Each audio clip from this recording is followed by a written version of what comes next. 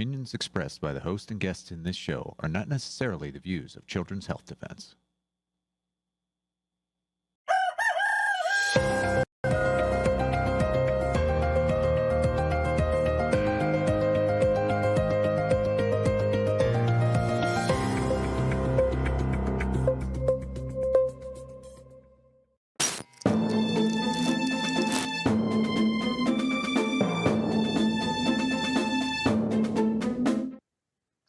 Good morning, CHD. Today is January 1st. Carolyn and I hope you are having a wonderful Christmas season. Today we have for you exclusive footage from CHD's Moment of Truth conference. This morning we're going to air Freedom Playing to Win and How to Escape the Encroaching Control Grid. And Carolyn and I are very familiar because we were at the conference and we were on the panel. I gave the speech. Carolyn, that was a great panel. Oh, it was wonderful. And the whole conference was wonderful. If you all didn't get to go to the next one. It was sold out. It was fabulous. So on the panel, How to Escape the Encroaching Control Grid, we had Polly, we had Meryl, we had Ray Flores, we had you, and it got so interesting and exciting. Leslie Manukian popped out of the audience and came up and even participated. It was great. It was just very rock and roll, and I think the audience really enjoyed it. So you're going to enjoy it today. It's a great way to start the New Year's. Carolyn and I look so forward to doing Financial Rebellion with you in 2026. Something you want to add, Carolyn? Yes, and the main message on the panel was get off the couch, and we're going to be talking about that frequently. Yeah. We're going to be off the couch in 2026 on Financial Rebellion, and you're going to be off the couch with us. We are going to stop the control grid. Anyway, right. So we hope you enjoy this presentation, and we wish you the happiest of New Year's. Happy New Year.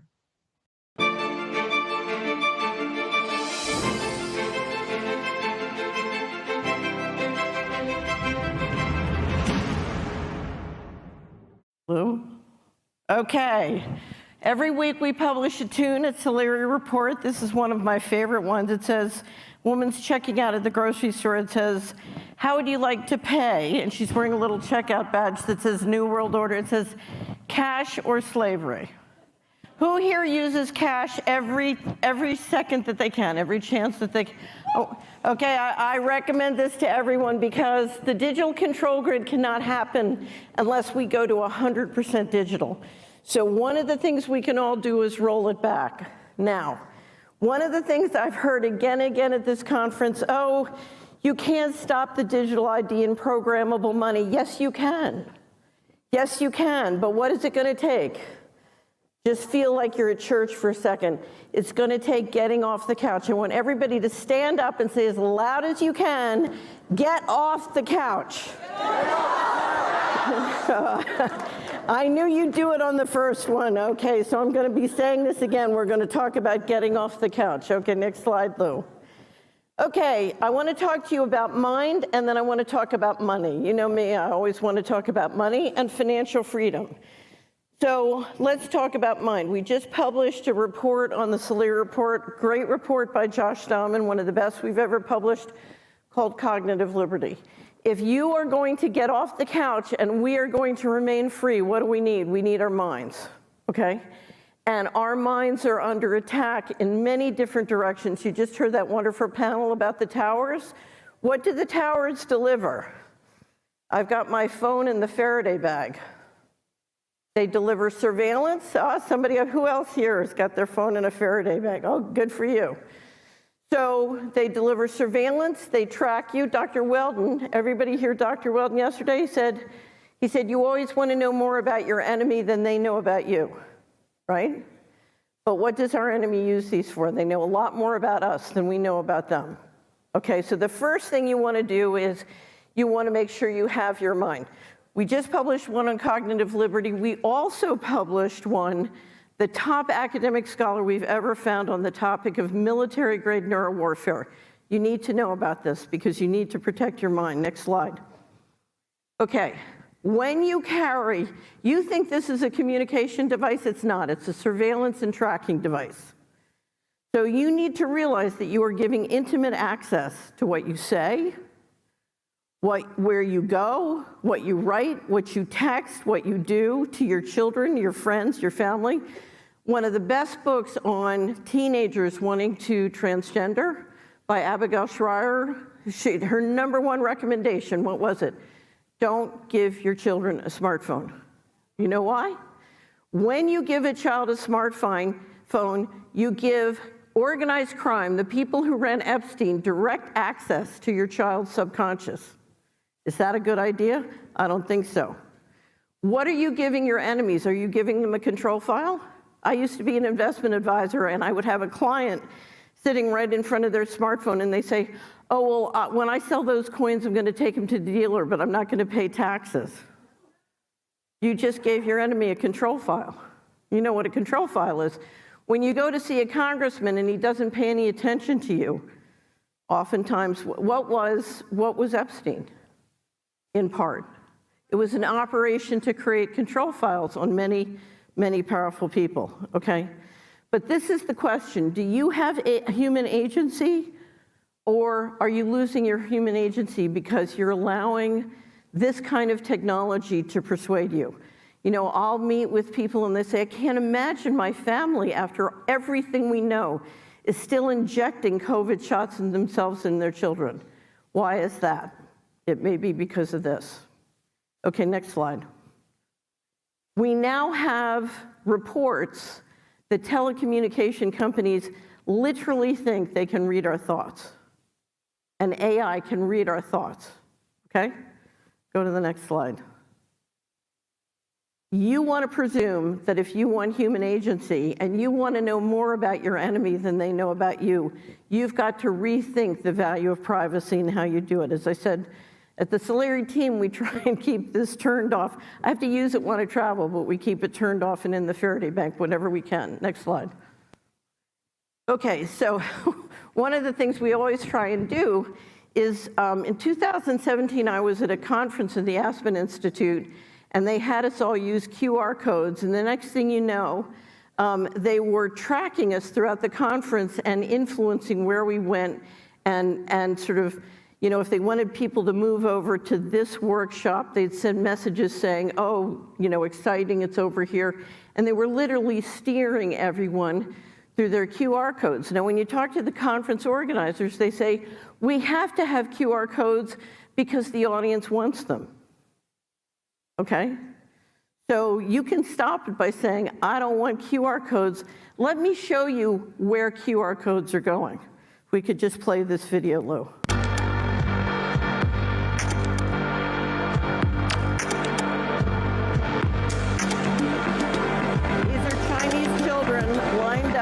To get their vaccines, all defined by their QR code. Just realized Lou gave me a clicker. Do I know how to work it? Yes, here we go. No, back. Okay. So let's talk about, I always talk about the digital control grid. Who here knows what I mean when I say digital control grid? Okay. So there are three pillars to the digital control grid. The first one, the next one, the most important one, and I hate to say it, the one, if you're from Texas, you need to roll this back because Texas is going the wrong way, is a digital ID. So Polly, Tommy, Carolyn Betts, and I do Financial Rebellion every week, except for the last week of the month. On Thursday, Twyla Braz has been on 3 times to talk about the digital ID. She's going to be on next Thursday. What's so important about the digital ID? The digital ID makes sure you have a high precision way of identifying people, and I can make sure you're you, and I can apply very special rules to you, okay? Why do we need all these AI and data centers? Do you know why? 4,000 data centers either built or being built in America. What is AI good at? It's good at tracking, simulating, monitoring, calculating everything that can be tracked mathematically, like spatial movements or money, right? So if you want to get programmable money, you need a high-quality digital ID, and you need the ability to process all this data. Now, all across the country, you'll hear, oh, we have to have a digital ID. We have to have a digital ID to protect our children from what's happening to them online. So we need to verify that they're 18 or over before they get online. Does that make sense to you? You know what I hear? I hear we're going to make it very easy for the people who did Epstein to now control our children because they all have a digital ID and they can be tracked and surveilled. That's what I hear. You hear, oh, we need a digital ID for immigration or election fraud. Did we have border patrols and border control and elections before digital technology existed? Right, did it work better than it does now? Yep, okay. So be careful. Don't get tricked into thinking we need a digital ID. A digital ID is the next step for a digital control grid. And if we get a digital ID system, then we're in real trouble, because what do we do next? We can hook it up with the surveillance and coercion. Everybody here, does anybody here feel their property taxes are too low? Okay, that's what I thought. So if you look at coercion, all across the country, we see municipalities not only financing higher energy and water costs for data center, but they are financing something called Flock and now Skydio. Anybody here fighting Flock in their municipality? Your taxes are paying to build the digital control grid, the coercion part with drones and surveillance in your area, and you as a taxpayer can stop it. Okay, but the big one is programmable money. So for years, we've now talked about CBDC, but CBDC is just programmable money issued by the central bank. The Genius Act just passed this summer, creating a regulatory framework for stablecoins, and now the Clarity Act is expected to be passed before Thanksgiving, and that is programmable money as it relates to assets. Those two systems are created to create a completely programmable money, digital money, and it's one of the reasons it's so important not to give up on cash and building analog systems. Now, why am I so concerned about programmable money plus digital ID? Everything you've heard today. So is there anybody here who doesn't know what happened to the Canadian truckers? Is there anybody here who wants to be a Canadian trucker? Okay, so here's what happens. We've seen CHD do amazing, miraculous things over the last 5+ years in terms of going into court, going to the legislature, getting enormous steps to protect our health freedom. If digital IDs and financial programmable money lock in, what happens to all of that? Gone. What happens to all the things we've done for food freedom? Meryl Nass is over here. She's going to be on the panel with Carolyn and Polly and Ray Flores and me. What happens to our food freedom? Gone. So we have a marvelous woman named Susan Luchas up in South Dakota who runs our Team Cash. And she said, I couldn't get through to people. So now I just say, ring-a-ding-ding, it's 2030, hello, Mrs. Smith, I'm from the government, we're calling to tell you if you don't transgender your 3 children, we're gonna turn off your money. She said that works in South Dakota. It's clearly not that popular here. Okay, I wanna show you several videos. Now the first one I'm gonna show you, many of you have seen. It's Augustine Carstens, who runs the Bank of International Settlements in Basel, Switzerland. Until recently, the construct by which we were going to implement programmable money worldwide was every central bank in every nation was going to issue a CBDC and make sure there was a digital ID. Vaccine passports didn't work, so now we're going to these other systems that we're watching. And every central bank issues its CBDC, it rolls up and coordinates through the BIS. The Treasury and the Fed just scrambled the plan. They announced, no, we're going to do stable coins. And the US government is basically going to offer stable coins, dollar denominated, to 8 billion citizens around the world. And we're going to try and be one central bank with one programmable money. So there's a little bit of a currency war going on. But when you listen to this video, I want you to hear when he says CBDC, just hear programmable money. Because the CBDC is central bank programmable money. Stablecoin, as envisioned by the administration, is simply the people who own the central bank issuing it directly, and it gives them more separation from regulatory control by Congress. Okay, so this is Augustine Carson's talking in 2020. I have never been so shocked at watching a central banker speak. This is the first time in my life I ever saw a central banker tell the truth. In 59 seconds, he's going to tell you why he loves programmable money. Our analysis on CBDC, in particular for the use of general use, we tend to establish the equivalence with cash, and there is a huge difference there. For example, in cash, we don't know, for example, who's using a $100 bill today. We don't know who is using a 1,000 peso bill today. A key difference with the CBDC is that central bank will have absolute control on the rules and regulations that will determine the use of that expression of central bank liability. And also we will have the technology to enforce that. Those two issues are extremely important, and that makes a huge difference with respect to what cash is. Doesn't that warm your heart? So let me tell you what he just told you. First, he told you that your money in the bank is not your money, it's their money. It's their expression of central bank liability. But he also told you they can make the rules and they can enforce them. And with data centers of the kind that we're putting into place and AI, it means for every person in this audience, I can have a different set of rules depending on whether you've been good or bad. You know, it's like Christmas. If you were bad, you get switches and ashes in your stocking, right? And so we can make very fine-tooth incentive systems. This is the Chinese social credit system is essentially what he's talking about. But we can make very defined objectives of how useful you are to the system and how much value you create the system and set the rules to manage you accordingly, okay? So let's look at what that might feel like. We all know that the digital ID is being pushed heavily in England, and if you don't do what you're told, you know, they're saying if you don't get the digital ID, you can't work. So let's just take a look at what that looks like. Can I see your BRIC card, please? I don't have one. I don't have a smartphone. Can I get another pint, please? Sorry, sir. Your BRIC card says you've exceeded your alcohol quota for this week.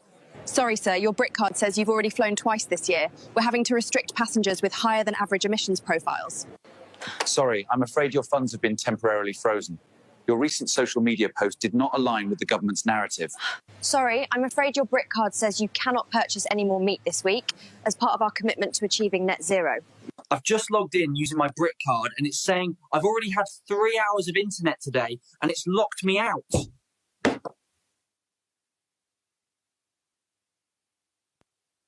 That's what it's going to feel like.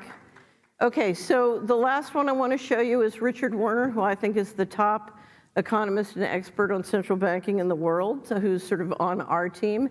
This is Richard and I were in Malmo, Sweden in 2023. And this is Richard describing what a central banker told him CBDC or programmable, in this case, programmable money looked like. Also, they never talk about the nature of this CBDC. What is it actually going to look like? They never talk about that.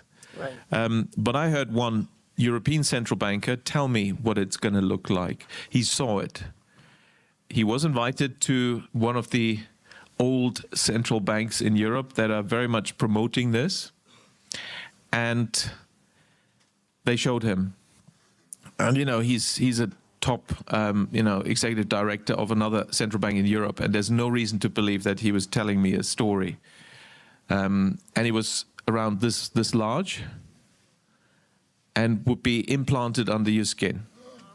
So that is the plan. Right. So you can laugh at that. And of course, that has other implications on top of what we've mentioned, on top of the control aspects, because that actually enters your body. In my view, violates human dignity, and can be then used for even in terms of functionality beyond the monetary and economic transaction purposes.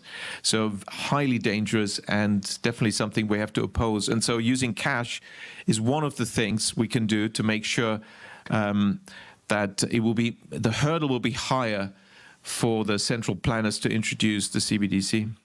Now, unless you think that's far out, I don't know if you've seen the headline that Bill Gates is promoting an electronic tattoo that goes under your skin. And he says the great thing about it is it's so convenient, you don't have to carry around a smartphone. Right. Okay, so let me explain what this means. We've lived, if you're an American, you've lived in a Republican form of government, a republic, and the central bankers from 1913 on have run monetary policy. And the people's representatives have run fiscal policy. You vote for legislative representative, and they vote the fiscal policy. They decide the taxes that are going to be set and collected, and then how the taxes are going to be spent, and then the executive branch implements their direction. So you have a balance of power between the bankers and the people's representatives. What this means is the bankers are going to assert complete control of fiscal policy. They can set taxes, take it out of your bank account, decide how the taxes are going to be spent, and make the plan different for each and every person, so they can have enormous complexity by place, by family, by person, okay? So what we're talking about is a coup d'etat. Okay, so let's go. Okay, what can you do? I want to look quickly at your income statement. What you will discover, so I go to many audiences where I'm talking to thousands of people, and I look out, and there are tons of people who are going to work every day building the control grid. Then, if I talk to them about where they buy their food, where they purchase, what kind of media they watch and pay for, they're supporting the people who are building the control grid. Donations, they're supporting politicians, educational institutions or foundations that have rich endowments that are financing the control grid, or religious organizations that are promoting and supporting the control grid. And they always say to me, what are you going to do to stop the digital control grid? I was like, who can fight all of you? Okay? So we think of voting in an election every 2 or 4 years. But I assure you, we vote in the market every day. And it's like doing a detox. I used to liken it to a tapeworm. We have a tapeworm. You need to get the tapeworm out of your mind. You need to get the tapeworm out of your income statement. And then the next thing you need to do is get the tapeworm out of your balance sheet. So let's look at your balance sheet. Are you doing everything you can use to do cash? I'm telling you, 50% of Americans started to massively use cash by the end of the year. It would back up the control grid enormously, okay? And people say, oh, well, that could never happen. Yes, it could, because if enough people, if 5 to 10% of the people in America realize the alternative for their children and grandchildren is slavery, because that's where we're going, a digital concentration camp, you can do it. Why are you banking at the banks that did the financial crisis, who've done all the fraud, who have a systematic record of, they have a felony rap sheet that would make an organized, the Mexican cartels jealous, but we're still banking with them. Why are we doing that? We have the ability, I'm telling you, if everybody started to use cash as much as they could and shifted their money to a well-governed, well-managed community credit union or bank, there would be a financial rebellion. That's why Polly decided we would call this financial rebellion. Same with the credit cards. Some of the credit cards are doing everything they can to build the control grid. Now, I travel, I have to use a credit card. I can't use, Delta Airlines is not going to take cash, but you can minimize the amount that you do. Let's look at the other side of your balance sheet. Every month I send money, I'm in a savings plan, and every month I send money into the stock market. There are hundreds and hundreds of companies all around the world, great companies with good records and good dividends who are not building the control grid. 50% of the S&P right now is 7 stocks that are the leaders of building the control grid, okay? Palantir, one of the leaders of building the control grid, now has a forward earnings multiple of 242 times, okay? I have Salary Report subscribers who say, thank you for putting me on to Palantir so early. I'm making a fortune. It's great. I'm like, okay, you understand, after you finish making it and you lock into the digital concentration, they can take everything. And that is the history of the thing. Okay, one of the things I love are the health freedom activists who are making money on their Pfizer stock. No, I've had very powerful and important health freedom activists say, look, I have so much capital gains in Pfizer, I just can't sell. Okay? There is such a thing as spiritual reality. Finally, the plunder game. Our new wrap-up is on plunder. We have private equity firms which are totally destroying the country and destroying the economy, using criminal tactics, in my opinion, to do it. Why are we financing them? Okay? So, and this is the big one. Every week on the Salir Report, and every year we have a Hero of the Week and a Hero of the Year. 2 years ago, Polly Tommy was Hero of the Year. One of the things, and it's funny because one of the things we say when we're talking about Hero of the Year, Carolyn will laugh, and she knows this, is, you know, we constantly are finding great people through CHD who we want to make Hero of the Week. And I keep saying, we have to do some financial freedom people. We can't do health freedom people every week. So, but if you see this picture in this slide, it's, we have a hero wall up in my apartment in the Netherlands. And you probably can't see it, but Meryl is on the top row. And right down in the bottom, Carolyn Betts is on the bottom row. And you know, every time somebody comes to the Netherlands or we go to a conference, we take their pictures. And I'm a great believer in keeping my money in what I call the people bank, because it's the people in our lives and in our network who are going to turn this around. So who's your hero?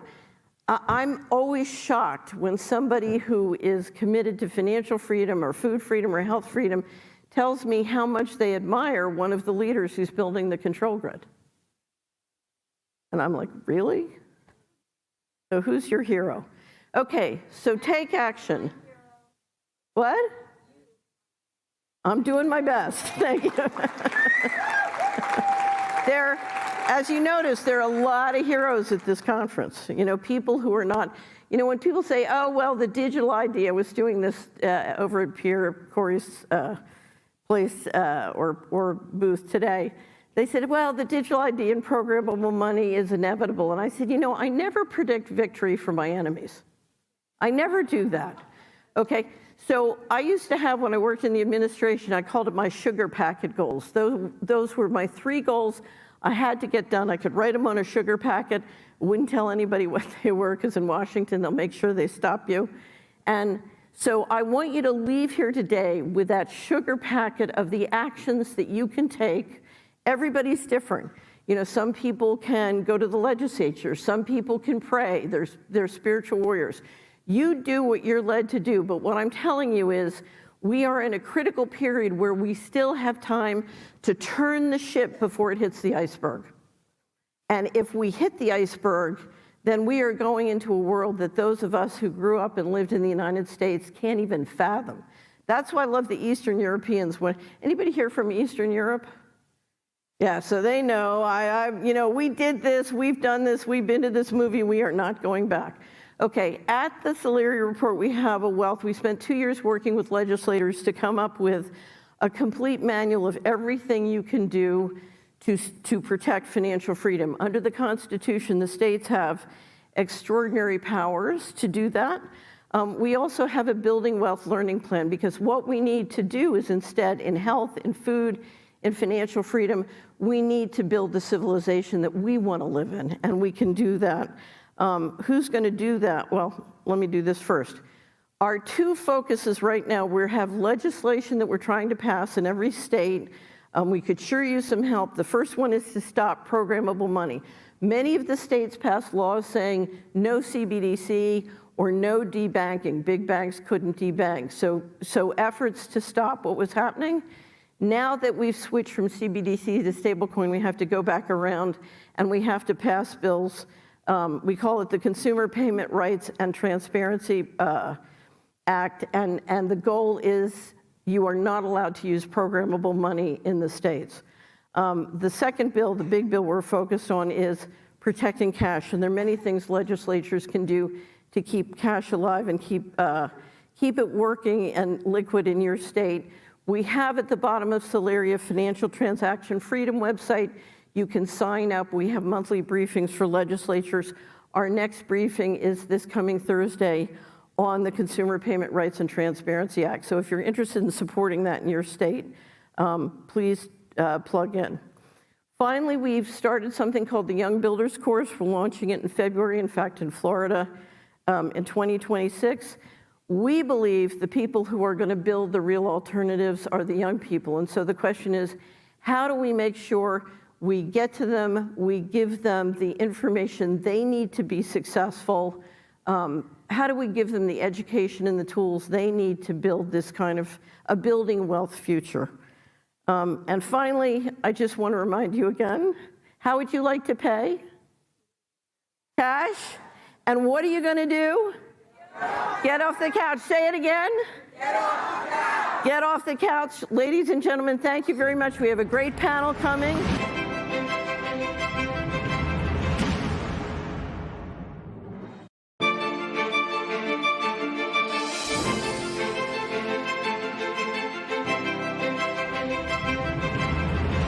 All right, this is important, and Catherine and Carolyn have been trying to educate me and the viewers at CHD.TV for years about this and warning us, so this is an important panel to have. So thank you for that, Catherine. We will get off the couch and we will use cash. I'm going to go straight to Ray first, because you are doing something very interesting with the national parks. I want to hear about that, and I want to hear, is it legal for businesses to say, no, we're not going to take your cash? Well, yes, it is. It is legal unless there's a local ordinance that says that they must accept cash. However, and there have been cases where the private entities or municipalities have won. So the biggest problem that we face is, how do we turn causes into cases? Well, nobody's ever tried suing the national government to accept cash, to make them accept cash. It seems counterintuitive that the government would refuse its own money. So, and worst of all, why is it at our national parks? There are over 30 national parks in the country that do not accept cash for entry fees. So I have a lawsuit against them, funded, right? So that's where that is right now, and we'll see how it plays out. And while I've got you, I want to ask you about smart cities as well, because this plays into it, doesn't it? And anyone else who wants to just jump in. Well, yeah, I mean, the linchpin to the surveillance state is the cashless program, the electronic payment program. And in LA, they're implementing Smart LA 28, where they're having 10,000 5G towers in a grid. They are getting ready for the Olympics. They're going to make it a smart city, which will be nice for a change, won't it? and so the whole idea is that when you're driving, you'll be tracked. When you're walking down the street, you'll be tracked, who you're with, what you're talking about, where you're going, where you've been. And the beginning of it started at the LA airport, where you sign up for the bio identifiers, and then they track you throughout the airport, and that's how they're using that then to implement it into the cities. So they're spending $7 billion on the Olympics. $2 billion of it is for infrastructure for the smart city. So their goal is to make it so that they're going to know where you're going all the time. Okay, this is a question for all of the panel. Any of you can answer this, because this bothers me. So we saw in COVID, the young, I'm going to talk about the young, okay? We saw the young cave in COVID because they wanted to go to the concert, or they wanted to, go to a pub or whatever it may be. So they took their shots so that they could do these things. Once this whole digital ID starts to play, and we just saw the Brit card thing, which was actually petrifying, they're going to cave again. How are we going to stop them and make them understand that caving for a pint is disastrous for the future?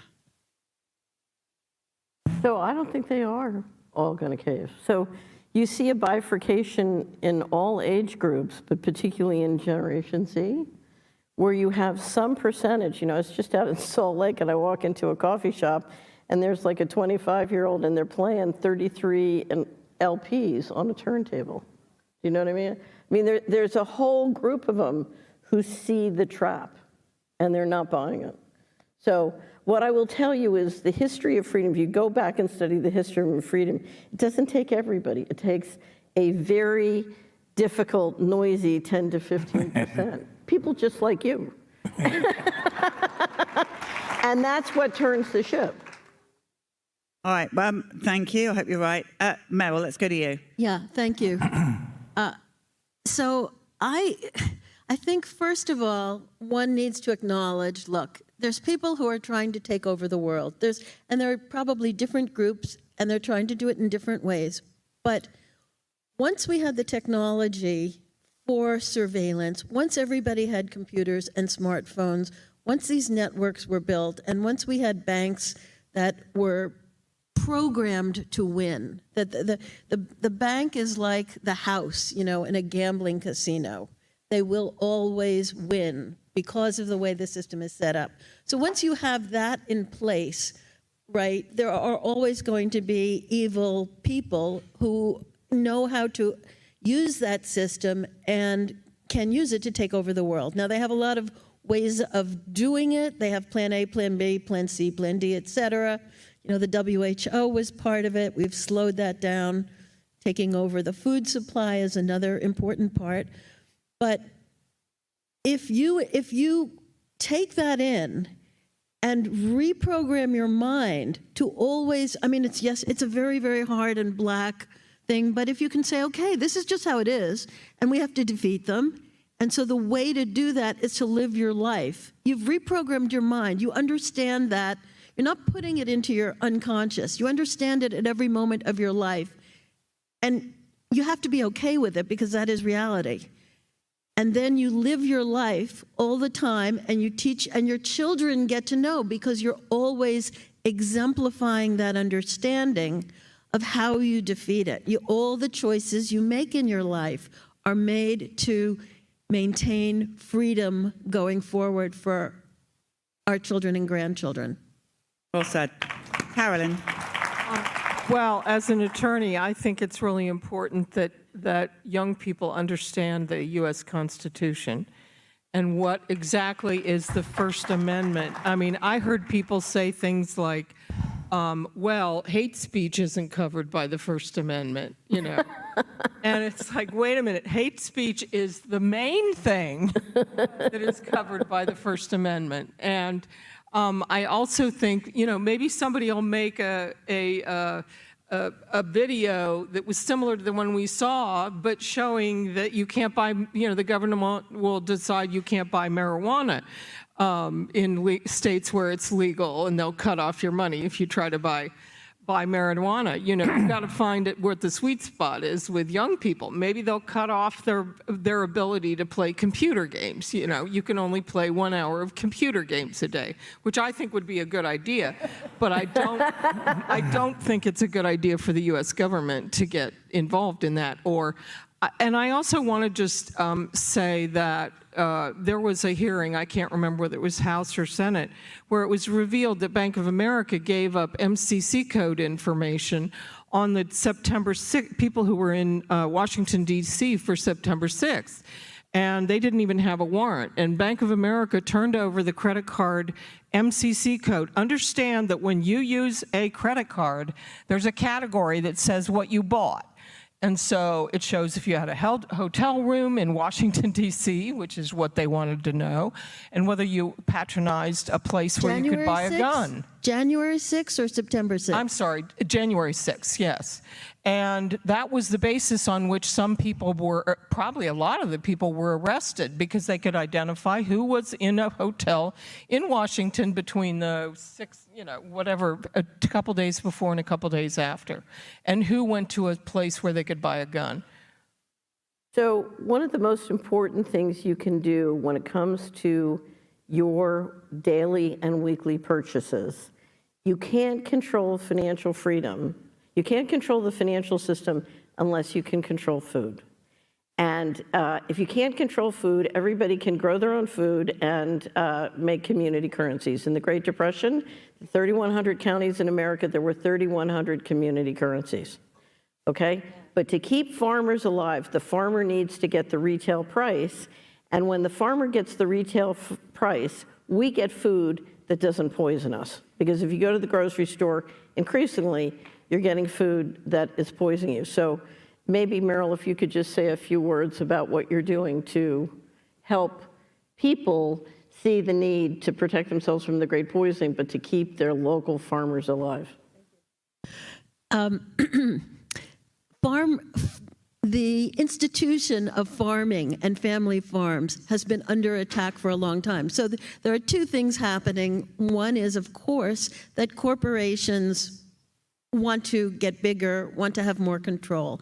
And so at this point in time, every single agricultural industry has become a near monopoly, where 4 companies or fewer control over 60% of the activity for that industry, like seeds. You know, Monsanto is in control of most seeds.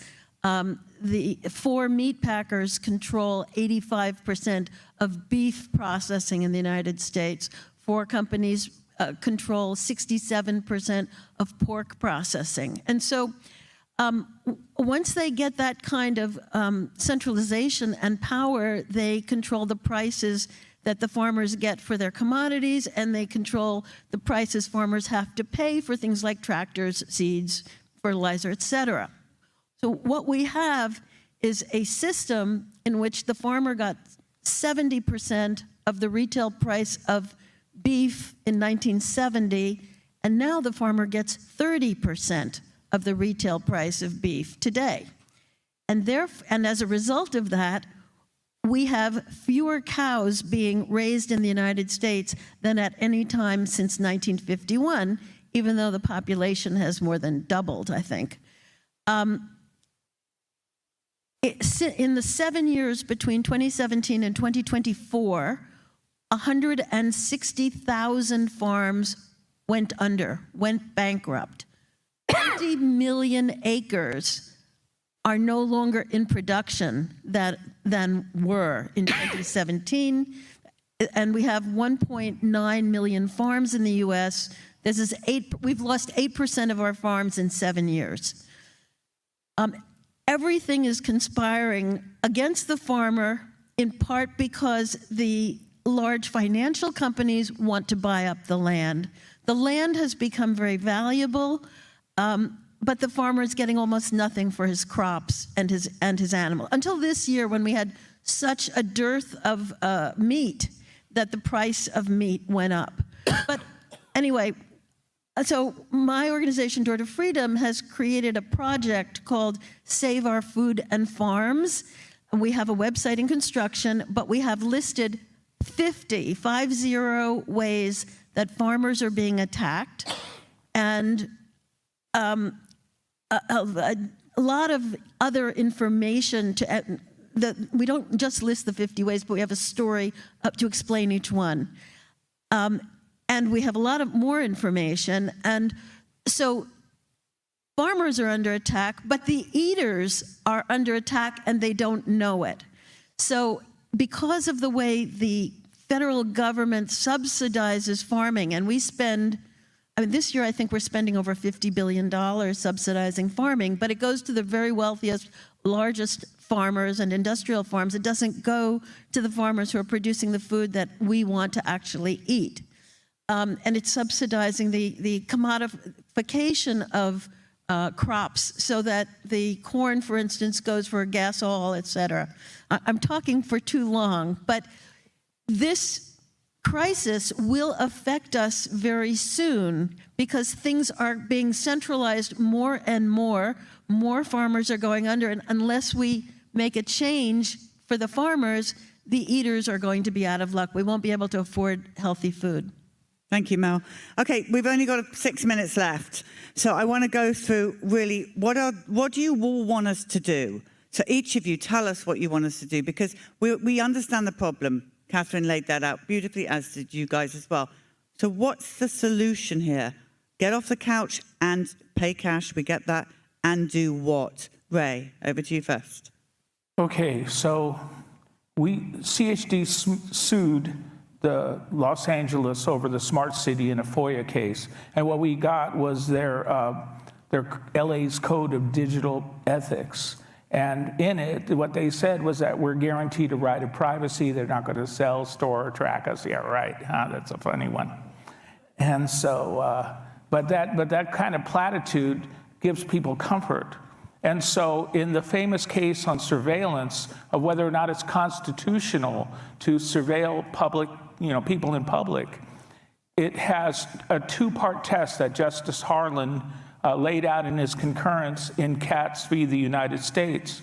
Was, first of all, did that person have a subjective expectation of privacy? And second, was whether society was prepared to accept their feelings as reasonable.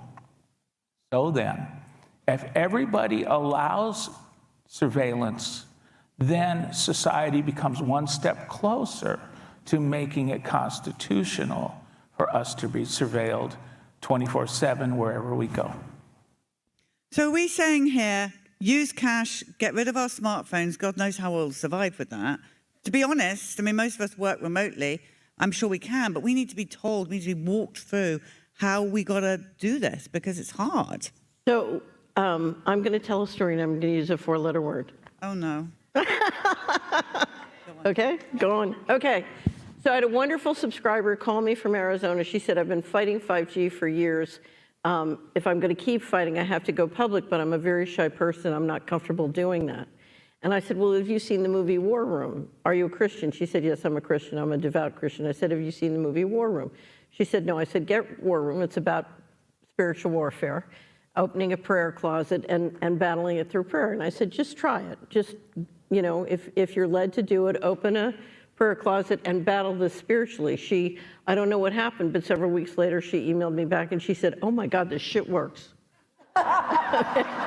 So if you're a chicken and you don't want to help us get, stop programmable money at the state legislature, you can pray and you can use cash and you can stop poisoning your family by buying at the grocery store and go find your local farmers and farmer network and buy lots of food. And you can certainly donate to support Ray's efforts at CHD, right?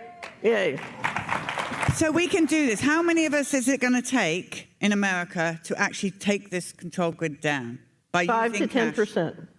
5 to 10% use cash as much as they can, whenever they can, and it's working, and I'll tell you why. One of the reasons it's working, people are finally beginning to realize you can't depend on electricity. After Western North Carolina and East Tennessee, the floods, 2 of the Scandinavian central banks who've led the way on cash came out and said, it was a mistake to roll back cash. We can't depend on electricity. We need to keep cash alive. So and with inflation, and this is why you're starting to see young people use cash. They're saying, I spend less when I use cash. And not only that, when I use cash, it circulates around the neighborhood. And after 5 transactions, it hasn't disappeared in all fees. So I use South Dakota as an example. 1 million people live in South Dakota, okay? 1 million people. Guess how much the credit card companies take out of South Dakota every year in fees? $700 million. That's $750 million.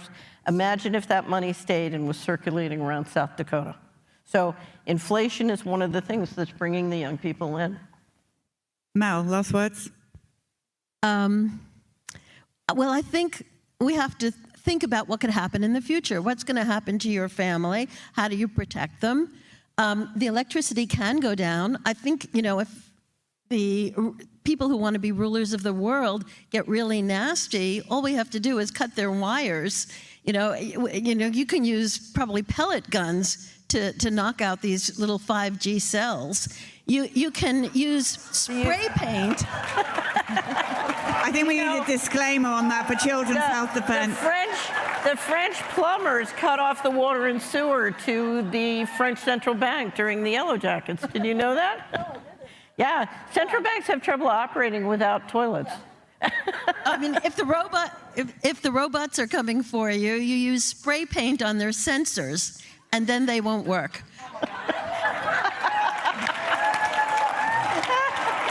So these are not necessarily the views of Children's Health Defense. I just have to say something to inspire you all, which is that in Vietnam and Thailand, they introduced digital currency and they banned cash. In Vietnam, they confiscated, I think it was 84 or 85 million accounts, bank accounts, because people refused to submit their biometrics. In Thailand, they introduced a digital currency and said, no more cash. And you know what happened? They debanked all these people, and so the businesses stopped accepting credit and only will receive cash. And so this is how we fight back, friends. The amazing Leslie Mnookin there. All right, Carolyn. Well, I want to say, first of all, since I see Leslie Mnookin here, I know two women over the age of 40 anyway, who have gotten state legislation enacted. And, you know, you can all do it. We can all do it. And I'm now working on educating the legislatures in the state of Ohio about how digital gold is dangerous because it's programmable. But I'm going to name drop. I sat next to Larry Palevsky at dinner last night, and I told him Catherine was going to say, "Get off the couch," and he said, "What does getting off the couch mean?" And after I had explained it to him, he said, when I go to a restaurant and they have a QR code menu, I tell them I make them give me a written menu. I spend cash whenever I can. I bank at a local credit union. And, you know, he's telling me all these things, and he said, what do you think of Bitcoin now? What does Catherine think about Bitcoin? And usually when people ask me that, it's because they have Bitcoin. So I said, well, Catherine says that it's, you know, it's a Ponzi scheme, so what you should do is take out all your principal and just figure you're gambling and leave it on the table. And he said, I don't own any Bitcoin. So, you know, these are, and the other thing I said is you need to contact your state legislators and give them hell about everything that they're doing that is not consistent with, you know, what we're talking about. Thank you so much. Right. So here's the thing. You all saw Catherine talk. To me, the most disturbing image of that were those little children with QR codes around their necks, lining up in a distance to get their mandatory vaccination. So if nothing else, that should get you off the couch, because I have grandchildren and I do not want them to live in that world. So we fight together as a team. These people here, sitting up here, have been fighting for us for a long time. I'm very grateful for your education. I still have a lot to learn, but I will definitely get off the couch and will be using, who's going to be using cash here? We all going to use cash? Come on, guys, we can do it. All right, thank you to you for your time. We've run out of time, but thank you for your listening.